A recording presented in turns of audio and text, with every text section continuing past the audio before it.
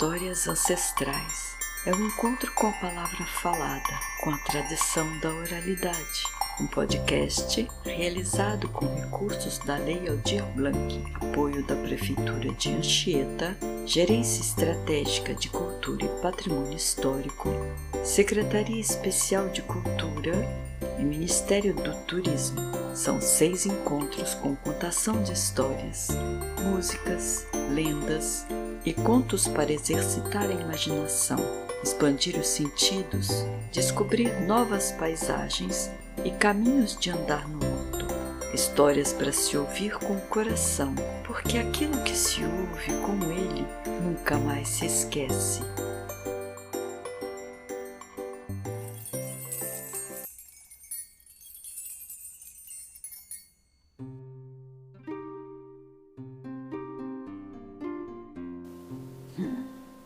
Reza a lenda que os primeiros povos que habitaram a terra sabiam conversar com as coisas do céu, da terra, do ar e do mar. Conhecimento que está tirando cochilo até os dias de hoje. Por isso, algumas histórias podem parecer um pouco difícil de compreender, não é? Porque aconteceram num tempo muito distante desse nosso tempo, onde todas as criaturas sabiam a sua origem e a do seu Criador. E essa sabedoria ainda dorme no coração de cada um de nós. Vamos despertar esta memória, contando uma história que está no começo de tudo. Quando os animais reinavam sobre a terra. A história da escuridão.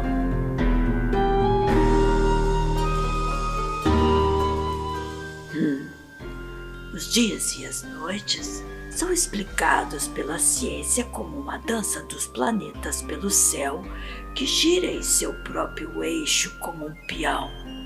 Sabe aqueles peões? Então, eles ficam girando enquanto o sol brilha. Esse movimento eles chamam de rotação e é o que produz os dias e as noites aqui na Terra. Existe uma história que fala sobre um tempo onde o sol nunca se escondia no horizonte. E não se podia ver as estrelas que vivem na escuridão da noite.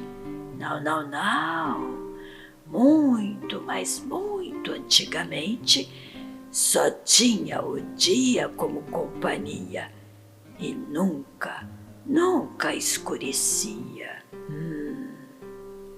Para os Munduruku, uma nobre tribo de guerreiros, a ideia de trazer a noite começou assim.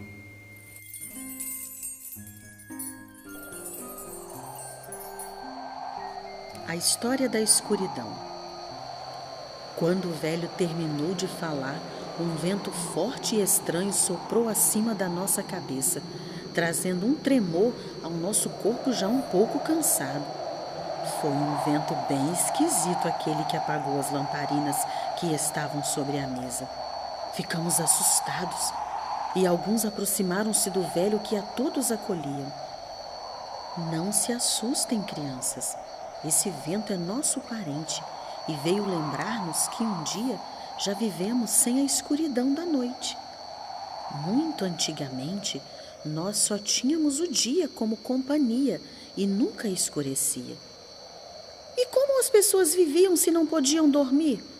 Perguntou alguém que não deu para perceber quem era por causa da escuridão. Vocês realmente querem saber como tudo aconteceu, não é? Pois bem, vou contar mais uma história que os nossos avós nos deixaram na memória. Essa história se passou há muito tempo. As serpentes que roubaram a noite. Fazia pouco tempo que o mundo era mundo e que as garras da onça ainda não haviam crescido e já reinava a insatisfação. E isso porque a noite nunca chegava. Ela queria permitir que pessoas e animais repousassem um pouco. O sol brilhava sem parar nos céus e nenhum daqueles infelizes conseguia sequer tirar uma pequena soneca. Os raios ardentes do sol queimavam tanto e durante tanto tempo que todos preferiam levantar. Apenas o papagaio continuava a protestar, mas tão alto que toda a floresta o ouvia.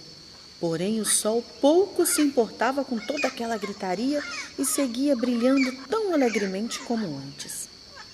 Após um certo tempo, o papagaio ficou rouco e os outros seres arrastavam-se como sombras. No leito dos rios quase não se viu uma gota de água correr. Felizmente, um belo dia, os índios descobriram quem havia escondido a noite: as serpentes. Elas eram os únicos seres que não tinham definhado. Continuavam sadias e passeavam com um arzinho zombeteiro, como se estivessem guardando na cabeça pensamentos muito divertidos. Então, os líderes da aldeia organizaram uma reunião para indicar aquele que deveria ir falar com as serpentes, para que elas libertassem a noite. A escolha caiu sobre o jovem Carubempô, por ser guerreiro valente e excelente corredor. Carubempô, o mais valoroso dos guerreiros indígenas, foi falar com Surucucu, a grande chefe das serpentes. A morada de Surucucu ficava escondida no fundo da floresta virgem, embaixo das folhas espalhadas pelo chão, e nem os macacos gostavam de se aproximar daquele lugar misterioso. "Quem se atreve a me incomodar?" gritou a serpente, erguendo a cabeça. "Sou eu, Carubempô, o grande guerreiro", respondeu o intrépido representante dos índios e prosseguiu. "Dizem que as serpentes esconderam a noite. Se me devolverem a noite, darei arco e flechas como presente do meu povo." "De que me serviriam o arco e as flechas?" riu Surucucu. "Não tenho mãos para manejá-los. Meu rapaz, tens de me trazer outra coisa." Após dizer essas palavras, ela deslizou por entre as folhas e desapareceu. E Carubempô se viu sozinho. Voltou à aldeia de mãos vazias e todos ficaram quebrando a cabeça para descobrir o que dar à serpente. Finalmente, depois de muito pensarem, imaginaram que uma matraca conteria a serpente, pois é um objeto que agrada a todos e nenhum animal possui um objeto desses. Fizeram então uma matraca, cujo som era ouvido para além das planícies e das montanhas, e Carubempô pôs-se novamente a caminho. Dessa vez, Surucucu estava esperando-o. "Sei que me trazes uma matraca", disse ela. "Evidentemente não é coisa que se despreze, mas como vou usá-la? Não tenho nem mãos e nem pés." "Vou prendê-la na tua cauda", disse Carubempô, e imediatamente pôs mão à obra.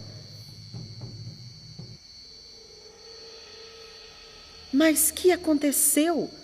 Ou a matraca tinha perdido a voz, ou a cauda da serpente não era suficientemente forte para balançá-la. Quando ela tentou chacoalhar sozinha, ouviu-se apenas um tchá, tchá, tchá, tchá, parecido com o ruído que as folhas secas fazem quando se espalham pelo chão. "Não, isso eu não quero. Mas, para que não digam que sou insensível, te darei em troca da matraca uma breve noite", declarou afinal a serpente. Deslizou para dentro do ninho e retornou trazendo um saquinho de couro que entregou a Carubempô. "E que faremos se esta noite não nos bastar?" perguntou ele. "Deves saber que uma noite longa custa muito caro. Nem por 10 matracas eu poderia te dar uma", respondeu a serpente. "Nesse caso, o que queres em troca?" Conversei com as outras serpentes a esse respeito e decidimos que trocaríamos uma noite longa por uma jarra cheia daquele veneno que teu povo coloca nas flechas. "Mas que ireis fazer com esse veneno?" recomeçou Carubempô. Sua pergunta não recebeu resposta. Surucucu deslizou sob as folhas.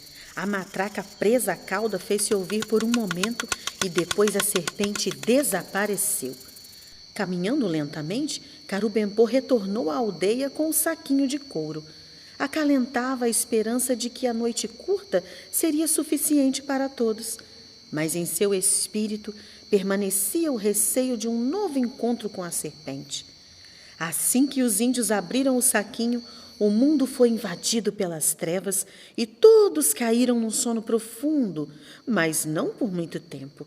Passados alguns instantes, o sol voltou a brilhar e expulsou a escuridão para trás das montanhas e despertou sem piedade aqueles infortunados adormecidos. Todo dia acontecia a mesma coisa e logo ocorreu aquilo que Carubempô temia. Perceberam que uma noite tão curta não bastava para descansar e todos começaram a juntar veneno, às vezes apenas uma gota, para encher a jarra. O jovem retornou à floresta pela terceira vez. Dessa vez, caminhava com cautela, pois tinha receio de tropeçar e deixar cair a jarra. Surucucu estava enfiada em seu ninho e via-se apenas a sua cabeça. Ao lado dela havia um enorme saco, bem cheio. Eu sabia que voltarias, disse ela ao recém-chegado. Vê, preparei um saco que contém uma noite longa. Carubempô entregou-lhe a jarra e perguntou curioso. Escuta, por que as serpentes precisam de veneno? Porque somos pequenas e fracas, respondeu Surucucu. E precisamos ter presas venenosas para nos defender. Mas não tenha medo. Darei a cada serpente apenas uma pequena quantidade de veneno, a fim de que não possamos realmente fazer mal a ninguém. Mas é que... estranhou o guerreiro. Bem, já estás com o saco. Deves levá-lo para a tua aldeia e só abri-lo quando chegares lá. Se soltares à noite cedo demais, a escuridão vai impedir-me de distribuir o veneno a cada serpente, e as consequências recairiam sobre todo o mundo. Com essas palavras, ela se despediu e, sem tardar, convocou todo o povo das serpentes e começou a distribuir o veneno. Surucucu foi a primeira a se servir.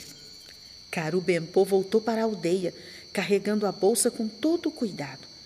Pensava no que a serpente havia lhe dito e por isso não percebeu que o papagaio, excitadíssimo, voava acima dele gritando: Venham ver! Ele está trazendo a noite! Carubempô está trazendo a noite longa! Evidentemente, todos os que estavam podiam vê-lo com os próprios olhos. Os macacos, loucos de alegria, saltavam no topo das árvores. O jacaré fazia ondas com o pouco de água que ainda restava. A onça, impaciente, arranhou-se toda. Solta a noite agora mesmo! O que estás esperando? Gritou ela, atirando-se sobre Carubempô.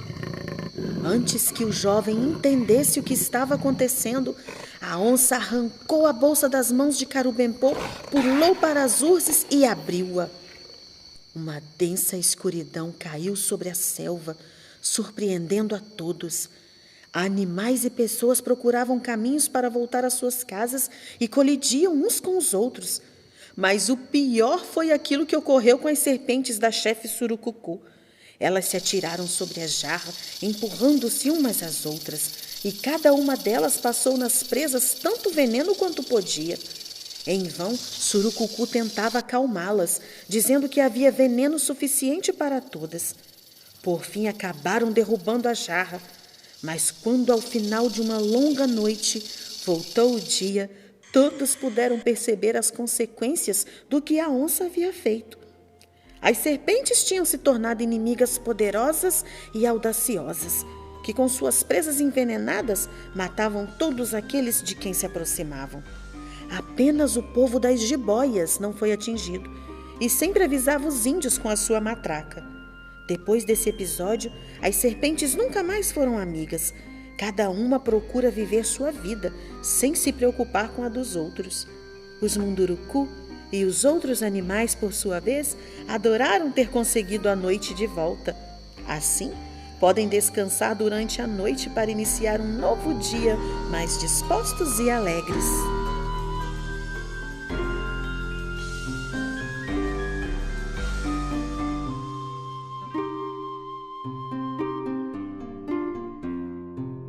Histórias Ancestrais, com as vozes de Marcele Ludigero e Sara Lira.